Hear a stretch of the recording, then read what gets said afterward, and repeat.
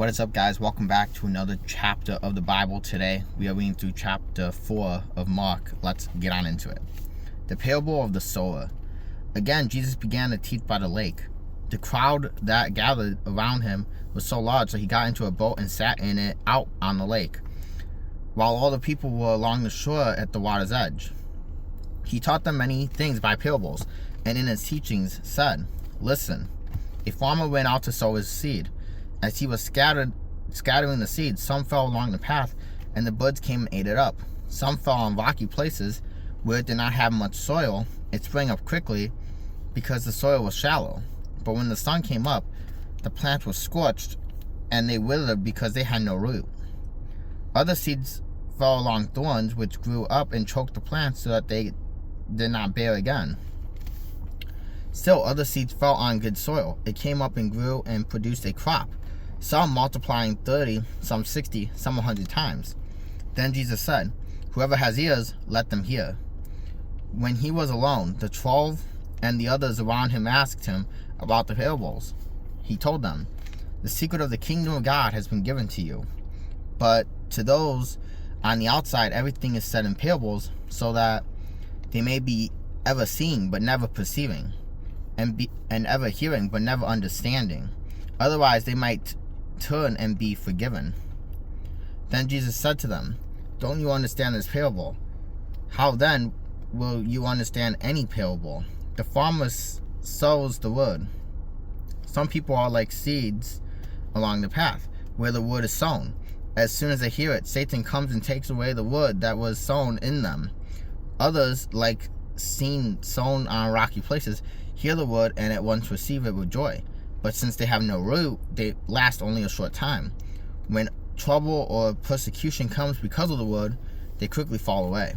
Still, others, like seeds sown among thorns, hear the word, but the worries of this life, the deceitfulness of wealth, and the desires of other things come in and choke the word, making it unfruitful. Others, like seeds sown on good soil, hear the word, accept it, and produce a crop, some 30, some 60, some 100 times what was sown. A lamp on a stand. He said to them, 'Do you bring in a lamp to put it under a bowl or a bed?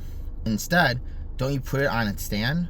For whatever is hidden is meant to be disclosed, and whatever is concealed is meant to be brought out into the open. If anyone has ears to hear, let them hear. Consider carefully what you hear,' he continued. 'With the measure you use, it will be measured to you, and even more.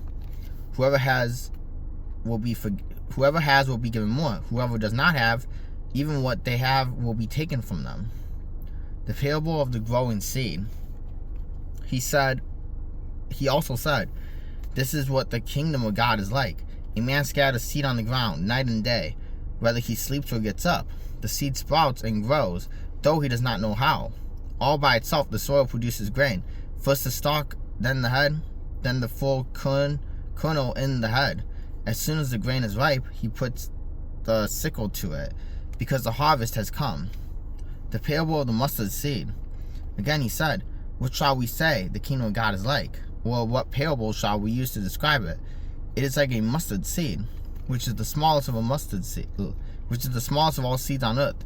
Yet when planted, it grows and becomes the largest of all garden plants, with such big branches that the birds can perch in its shade.'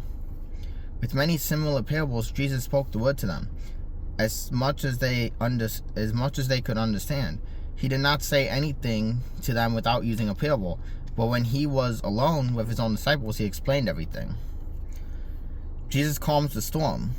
That day when evening came, he said to his disciples, 'Let us go over to the other side,' leaving the crowd behind. They also took him along, just as he was in the boat.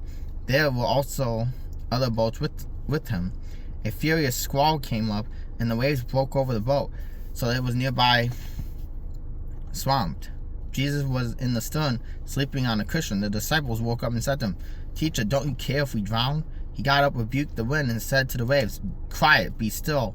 Then the wind died down, and it was completely calm. He said to his disciples, 'Why are you so afraid? Do you still have no faith?'